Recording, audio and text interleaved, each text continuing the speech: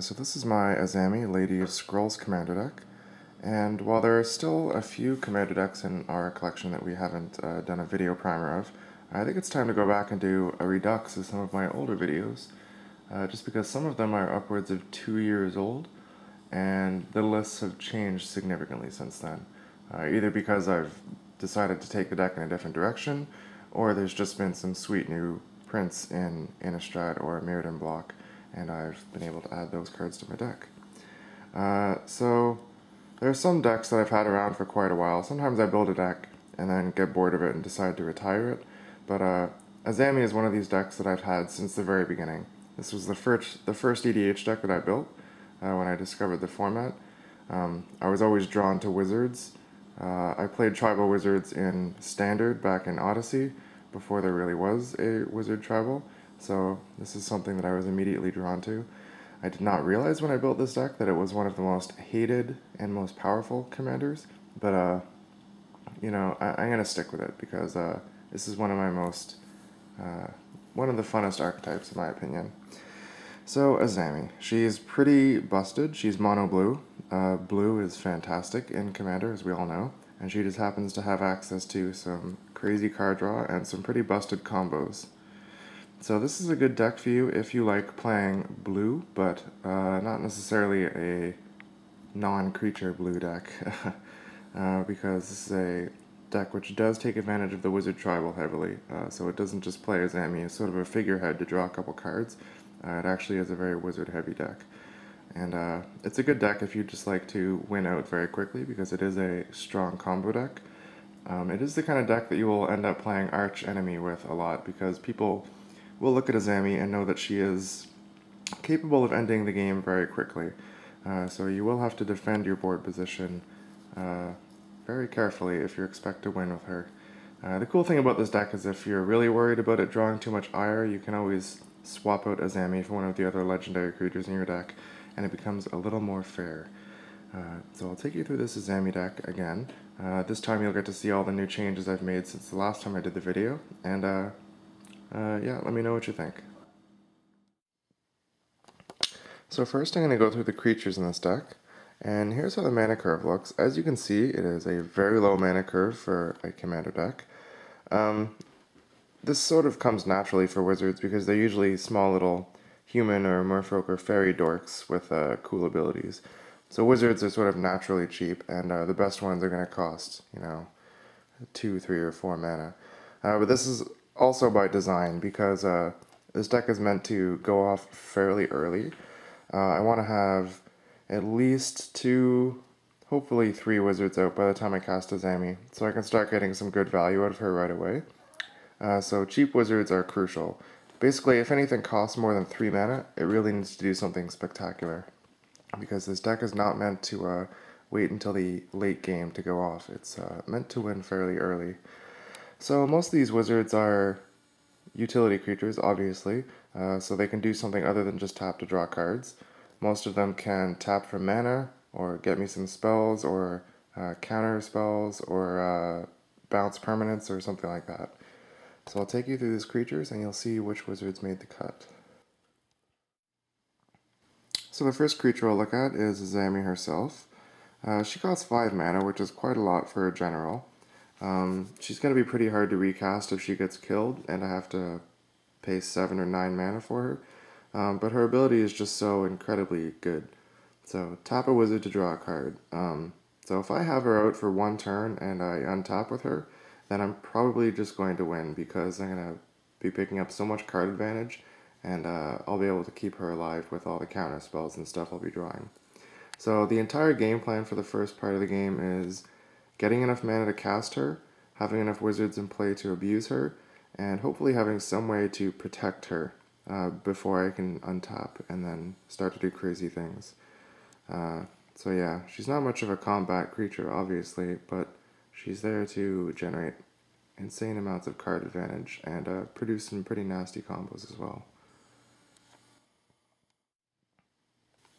So going through some of the wizards in this deck, like I said before, cheap wizards are very important because I want to have as many wizards out before I cast Azami as possible. Some of these wizards here, they generate mana, which actually helps me to get Azami out a turn sooner.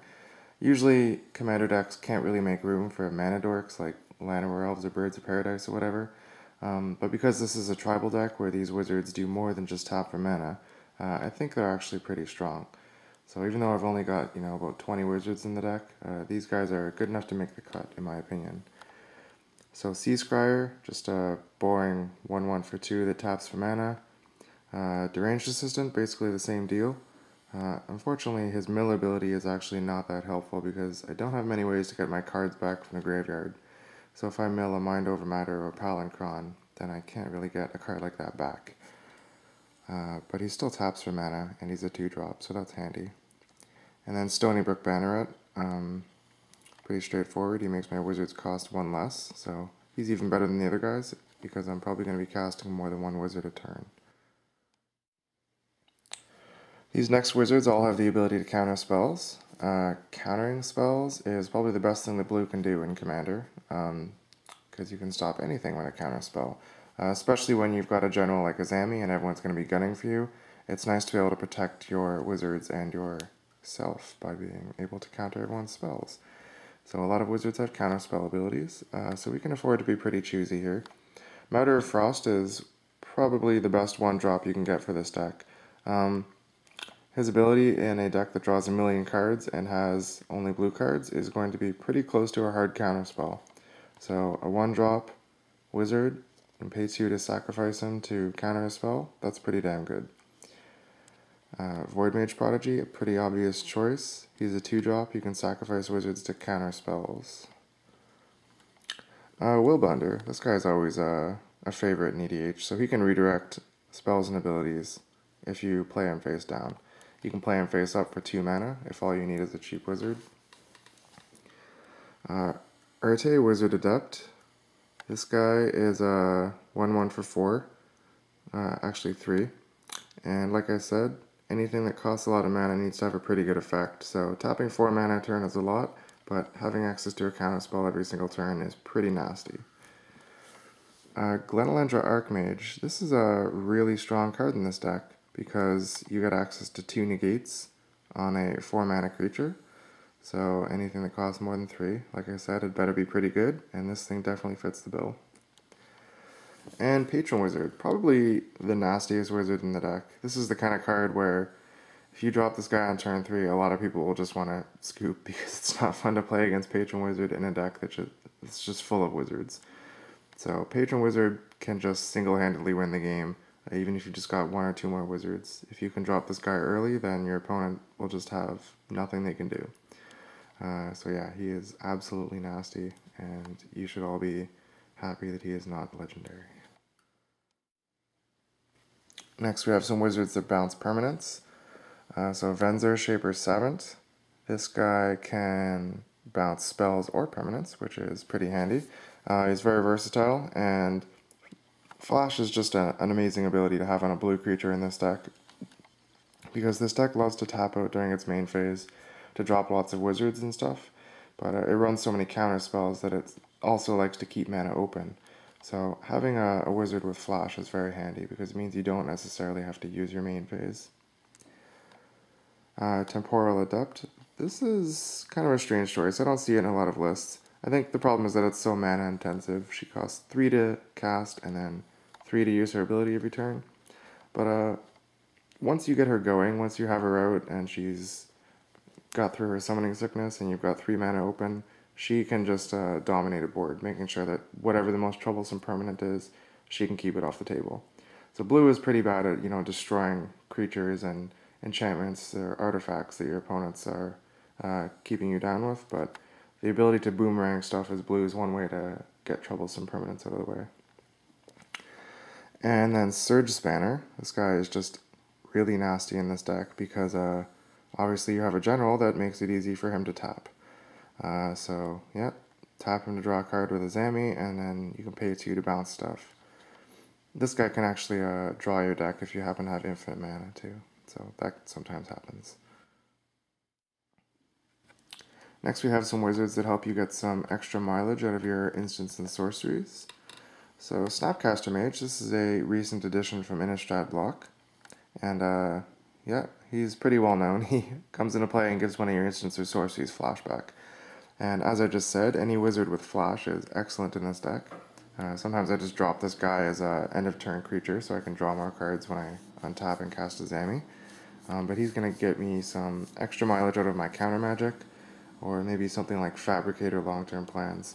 The dream is to flashback time stretch, but really, the first time you cast time stretch should be game over, so you're never going to really need to flash that back. And then Sigil Tracer, another tribal card, which lets you copy instants and sorceries. If you have this guy out with some untapped wizards and some mana available, you're pretty immune to spot removal because most people don't want to target your stuff when you can just copy the spell and target their stuff in response. So Sigil Tracer can also do some pretty nasty stuff with time stretch and other cool cards that you have. Next we have a couple wizards that give you access to some tutoring capabilities. Vidocan Aethermage is an excellent card for any Azami deck. Yet another wizard with flash, so you can just bring this in at end of turn if you just need a wizard to tap and draw cards. But the wizard cycling is the real ability on this guy, so you can tutor up your Laboratory Maniac if you need it. Sower of Temptation and Teferi are also really good tutor targets. Patron Wizard as well. So that's really handy, and yeah, sometimes you need to cast it to bounce a troublesome sliver, I guess. And then Trinket Mage, one of the best wizards of all time. Yeah, just a 2/2 for 3, and it will search up usually Soul Ring. If you don't need the mana, then Sensei's Divining Top is pretty good as well. A lot of the time, Meek Stone is actually a really handy trinket to tutor up. So this guy is just excellent. Here are a couple wizards that help steal your opponent's permanents. Sower of Temptation, pretty straightforward. 4 mana, lets you gain control of one of your opponent's creatures as long as you control Sower. Like I said before, dealing with creatures, enchantments, and artifacts is pretty difficult for blue, so you find other ways to deal with them rather than just destroying them. So taking a troublesome creature away from your opponent is a pretty useful thing to do. Memnarch, this guy is pretty nasty. He used to be the main win con in the deck because I would just generate infinite mana and take all of my opponent's stuff. Now he's sort of an alternate win condition, but he's also a pretty nasty utility creature. He just comes out and steals artifacts and anything else he wants. And rounding out the last of the wizards here, we have Graceful Adept, which is an incredibly important wizard in this deck. Eventually, after you get Azami out, you're really going to want to have one of your no maximum hand size cards. So Graceful Adept or Reliquary Tower are both very important. So getting this out as soon as possible is very helpful, so you don't have to discard all of those amazing cards you're drawing. Magus of the Future. This deck isn't really pining for a ton of card advantage engines outside of Azami, but this is a nice plan B, I guess. If you can't rely on Azami to draw your deck, you can use this guy to generate some disgusting card advantage. Also combos with Sensei's Divining Top. Teferi, Mage of Zhalfir. Like I said, wizards with flash are excellent in this deck so that you don't have to tap out during your main phase. And this guy gives all of your wizards flash.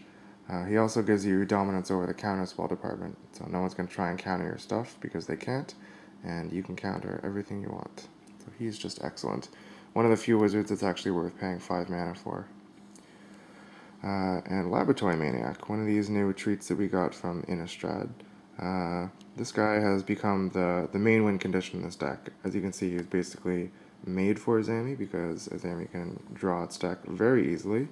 It doesn't really do anything except win the game, so I don't really like dedicating card slots in a deck to something that does nothing except win the game. But because it's a wizard, it also draws cards, so it's not completely useless. But yeah, the idea is to get Mind Over Matter out eventually and just draw your entire deck with Azami out and then drop this guy to win the game. Pretty straightforward. And then the last creature, I only have one non-wizard in this deck, and it is Palinchron. He's here for obvious reasons. He makes infinite mana with anything that doubles the amount of mana that your lands produce. So Cage Sun, Extraplanar Lands, Gauntlet of Power. He can go infinite with any of those. And with infinite mana, I can win with Capsize or Memnarch. So this is another alternate win condition outside of Laboratory Maniac. So moving into the non-creature spells, Mono Blue is very good at countering spells, which is not surprising, and I like to run lots of counter magic, so yep. When your general is Azami, you can expect the entire table to be gunning for you, so you want to be able to protect your board position. I have a pretty interesting criteria for what makes a good counter spell. I don't like the expensive ones like Spelljack or Desertion, Overwhelming Intellect. Those are pretty popular in Commander because they're big and flashy, but when you're playing counter magic, it needs to be reliable, it needs to be cheap, and it just needs to do what it needs to do, which is counter spells. You can play your big flashy creatures, but when you only have one chance to counter a spell, you want to make sure it's cheap and easy to cast. So my counter spells need to be hard counters, so nothing like Negate or Essence Scatter, and preferably cost 2 or 3 mana at the very most. If it costs more than 3 mana, it needs to be pretty spectacular. And free counter spells are especially excellent. So of course counter spells that do something extra are always worthwhile. So classic counter spell, hard counter for 2 mana makes this easy choice. Arcane Denial, also a hard counter for 2 mana. This is another excellent choice. Giving up some card advantage is not a big deal when your general is Azami because you will make up that card advantage pretty quickly. Mana Drain, another really good hard counter spell. Cryptic Command, probably the only 4 mana counter spell that I'll allow myself to run, but it's okay because this one is absolutely insane. I don't like dedicating spots in my deck to Boomerang, but I do think that Boomerang type effects are pretty crucial in a mono blue deck. So being able to have that effect on a counter spell makes it really worthwhile. Forbid, obviously a very demoralizing card to cast when your general is Azami. People don't like knowing that you've got basically as many counter spells as you want. Dissipate and Fairy Trickery, some nasty glare there. Dissipate and Fairy Trickery, these things are always good in Commander because you want to be able to stop those horrible graveyard shenanigans. So this is one way that you can deal with those by exiling cards when you counter them. Hinder and Spell Crumple, sort of the same deal in that once you counter a spell like this, it doesn't go to the graveyard, so you can tuck it to the bottom of their library. But these are especially nasty in Commander because you can put their general on the bottom and they've lost it for good, so that's pretty nasty. And then the free counter spells. I think these are absolutely essential in most Commander decks, but especially one where your general is crucial and you have to tap out for her. So a mono blue deck that taps out on turn 5 is kind of a hard thing to do because someone's going to cast Swords to Plowshares or something. So having some counter magic backup even though you're tapped out is very helpful. And I find that people tend to be afraid of your one Force of Will, even though odds are it's not in your hand. But I do have more than one free counter spell. So Force of Will is obviously the very best because you only have to discard 1 card and 1 life to cast this for free.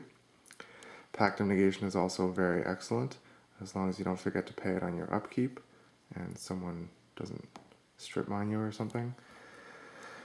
Foil is a card that absolutely needs to see more play, because that alternate casting cost is really not that hard to achieve, especially in a mono blue deck. So Foil is actually one of the best counter spells in this format, in my opinion, and it should probably see more play, especially in a general-centric deck like this one. And then Misdirection. Really, after those first 3 free counter spells, I would suggest you try to find at least 1 more slot, and it's really up to you whether you want Misdirection or Commandeer, or even like, I guess Thwart is okay. I prefer Misdirection because a lot of the spells I want to counter for free are the ones that target Azami as spot removal, so like Vindicate or Swords to Plowshares or something. So even though this doesn't stop them from casting a Wrath of God or a Shriekmaw or something to kill Azami, I find it will stop a lot of the stuff that is trying to kill her. So, yep, that is the counter magic suite. Considering the fact that I have so much card draw and that I have a half dozen wizards who are dedicated to countering spells, I could probably afford to cut a couple of these if I wanted to. Probably the Dissipate and Fairy Trickery. So eventually, the next time I see something I want to add to this deck, I might try cutting back on some of the counter magic. And of course you can't always counter everything, so it's nice to have some way to deal with creatures once they're already on the board. Pongify is just absolutely insane. I used to run Spinning Myth and thought that that was pretty good, but then I realized just how good Swords to Plowshares was, and realized that Mono Blue has a Swords to Plowshares.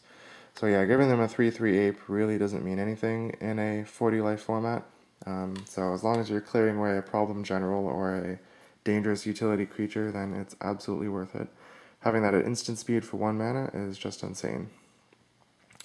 Meekstone is an interesting silver bullet that Azami decks have access to, because most wizards have 3 power or less, or sorry, 2 power or less. So this is a really great anti-aggro card. Usually when an entire table is gunning for you, you're going to go through your 40 life pretty quickly. So this is one way that you can stop those aggro strategies before they get too nasty. And yeah, this is tutorable with Trinket Mage, which makes it especially good. Capsize, like I said, boomerang effects are very good, and this is one that you can usually get repeated value out of. So buyback makes this a pretty demoralizing card to see, because they know that you're going to be capsizing their stuff over and over again. This is obviously very good with any mana doubling effect like Gauntlet of Power, because this is a great way to sink your mana into a nasty board state. This is great with infinite mana, of course, as well. Opposition. This is a card I've always sort of been on the verge of cutting, but every time I'm about to cut it, I have a game where it's the only reason I don't die. So having a deck with lots of creatures sort of lets you really abuse this. So you can actually use your wizards to mana screw somebody, or just, usually you're just going to tap down their nasty attackers so that you don't get destroyed by Primeval Titan or something. Sweepers are important. I'm not a big fan of Nevinyrral's Disc because it comes into play tapped. So we've got Oblivion Stone. Usually it's just going to be a 8 mana Wrath effect, which makes it worthwhile in a mono blue deck. You can play around with fate counters if you want, but usually you're just blowing up the board. And then All is Dust, sort of similar, except it doesn't blow up artifacts, which is fine because this deck does have a lot of artifacts, and you don't want to destroy your own soul rings and stuff. Every good Commander deck needs some tutors.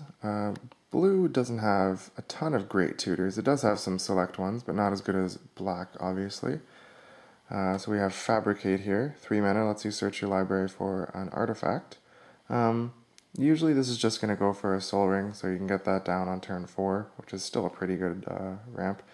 Other good targets are like Memnarch, Crystal Shard. I guess Oblivion Stone is a very popular one too. Mystical Tutor, search your library for an instant and put it on top. A lot of the time I'll just cast this on turn 1 to make sure I've got my Force of Will handy for when I'm going to cast Azami. But also this can get a Time Stretch, and I don't know, sometimes I just get Fabricate with it, which is pretty boring. Long-term plans, I guess blue does sort of have a hard tutor here. In a deck that draws a million cards, long-term plans turn into short-term plans, I guess. Instant speed is nice. I usually just grab Mind Over Matter with this and draw it within a couple turns. Next, we've just got some random good stuff cards. Future Sight is maybe a little less effective in a deck that generates so much card advantage on its own, but it's still an incredibly good card, especially with Sensei's Divining Top, which is, of course, a very good card all on its own. Crystal Shard. This is a pretty good card all on its own just because it forces your opponents to play differently so they don't get their creatures bounced. It's very annoying to play against, but you're definitely going to want to play this in any deck that can abuse creatures coming into play a lot. So a deck with Snapcaster Mage, for example, or Venser, or any other creature in your deck that has come into play abilities, and there are lots of wizards that have those. So Crystal Shard is an excellent defensive tool as well as a combo piece. Rite of Replication, just a plain old good stuff card. You can use this to win the game, I guess, if you hit someone's Primeval Titan. Copying one of your wizards, like, I don't know, whatever, nothing comes to mind. Patron Wizard, so that you have 5 Patron Wizards to tap and counter all their spells. It's just a really good card. Time Stretch, another random good stuff card. This is actually kind of a merciful card because it encourages people to scoop rather than sit there while you combo off. Jace the Mind Sculptor, really not as good in multiplayer EDH, but I actually do play a lot of single player games with this deck, so he is off the wall in 1v1. Pretty good in multiplayer as well, just because he is Jace. Next we have some dedicated combo pieces. Intruder Alarm is a pretty unique combo piece, I guess, to Azami. Not many other decks can take such good advantage of this card. But yeah, basically once you have this out, hopefully with a mana doubler, then you're plowing through your deck, you know, a dozen cards at a time.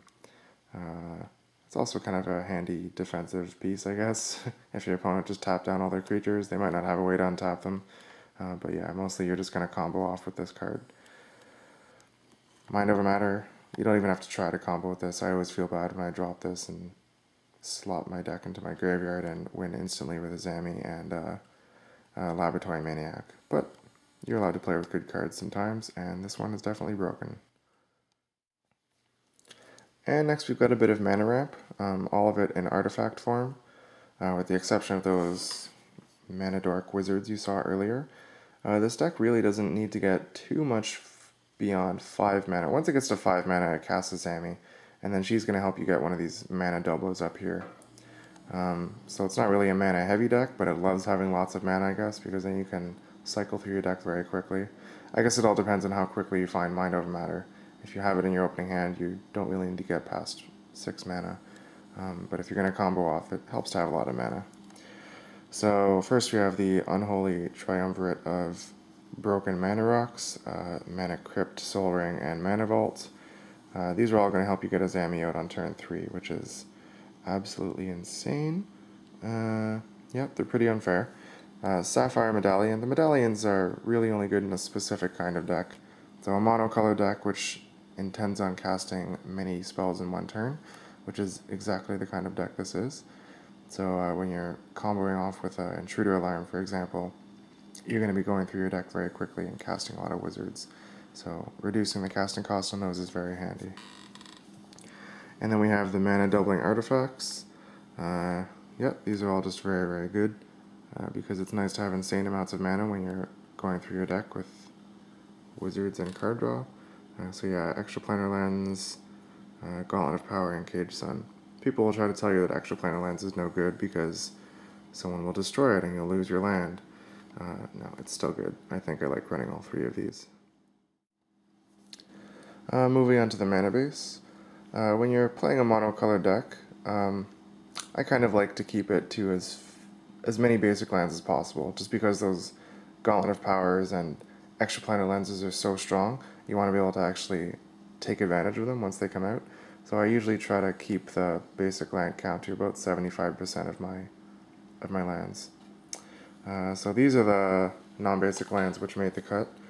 Mutavault, pretty obvious addition to a tribal deck. It counts as a wizard, so I can tap to draw cards. Academy Ruins, just a really good utility blue land.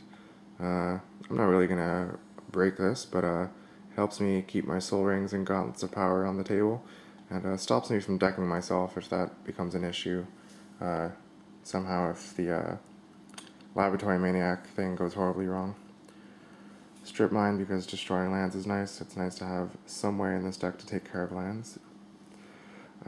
Reliquary Tower, as I mentioned before, incredibly important card because no maximum hand size means I get to keep everything I draw. Cavern of Souls, this is a new addition in Avacyn Restored, and this card is just off the wall. So I like dominating the counterspell. I like dominating this deck, and Cavern of Souls means I don't even have to worry about that anymore. So I just drop this Naming Wizard, and because I'm playing a tribal deck, it is absolutely insane. So definitely one of the best cards in this new set. Riptide Laboratory, the tribal wizard land. This thing is pretty insane with Venser or Snapcaster Mage. Also just good at protecting Azami if I need to. I'd rather have her in my hand than back in the command zone. Ancient Tomb, pretty nasty land that belongs in basically every commander deck. Mana Excel on a land is just insane. So this will get Azami out a turn sooner. Mouth of Rohirrim, I think it's kind of funny that I went for the snow-covered theme and cut scrying sheets, even though that was the main reason I went for snow-covered lands. But I did keep Mouth of Ronan. This thing is actually surprisingly good in a blue deck because you don't have access to a lot of hard spot removal. So I've used this to kill Zur the Enchanters and Arkham Dagsons and stuff in 1v1 matches. It's such a janky card, but it ends up being the difference more often than you think. Teleria West, so I can search for any of these broken lands here.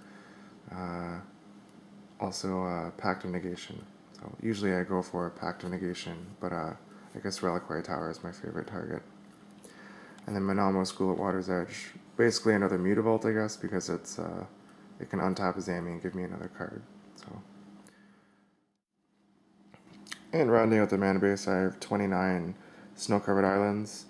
I went for snow-covered so I could use Mouth of Ronan, and I guess it works well with extra planar lands, so that when you imprint this, people don't benefit off their islands. It's a pretty minor benefit, but whatever, I guess it's optimal.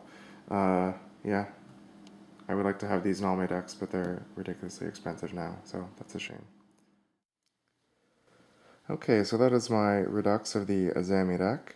As you can see, the strategy of the deck hasn't changed very much in the past couple of years, but I have made a lot of changes. I've gotten some new win conditions like Laboratory Maniac, some great utility cards like Cavern of Souls and Snapcaster Mage, and I've also just improved on some card slots where I decided that, you know, big splashy counterspells aren't as good as I thought they were. So okay, the strategy of the deck is like this. First you start off with some Mana XL if you have it. Like I said, the deck doesn't necessarily need to worry about getting past 5 mana. Once you're on 5 mana, you cast Azami, and then she will get you access to all the mana you need just by drawing cards. So the important strategies of the deck are going to be dominating the stack, so lots of counter spells. Some of your wizards are great at countering spells. Stuff like Teferi and Cavern of Souls sort of help dominate the stack without actually being counter spells. But yeah, you will need to run a lot of hard, cheap counters. Free counters are crucial when you have to tap out during your main phase for your general. Great utility includes tutors. Long-term plans is a especially easy one to overlook because you think, oh, I don't get it 3 turns. But no, when you're General Azami, you get it basically immediately. Snapcaster, Crystal Shard, great utility. You need to make sure you're not going to get overrun by creatures. Meekstone is a great silver bullet in this deck. Pongify, Capsize, All is Dust. Opposition is another great one for creature-heavy decks. No maximum hand size cards, obviously crucial. You've only got a couple to work with, but you want to make sure you run those and find them. So once you've got a stranglehold on the game, there's a few ways to win.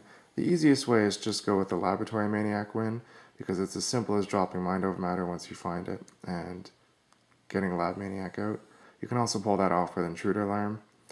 Alternate win conditions are going infinite with Memnarch and stealing all their permanents. Doesn't actually win, but of course they're going to scoop to something like that. Or you can just rely on some of Blue's disgustingly good cards.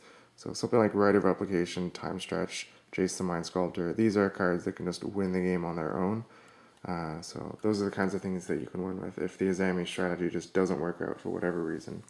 Sometimes she just gets nuked and you can't keep her on the board, and you can still just win with blue good stuff. So that is the deck. I hope you enjoyed this take 2 of this deck, and if you like the idea of me going over old decks to show you what's changed, then I'll continue to do that. So thanks for watching, and please leave your comments. So I'll start by taking you through the creatures, and as you can see, if you eat my pierogies, I will fucking kill you.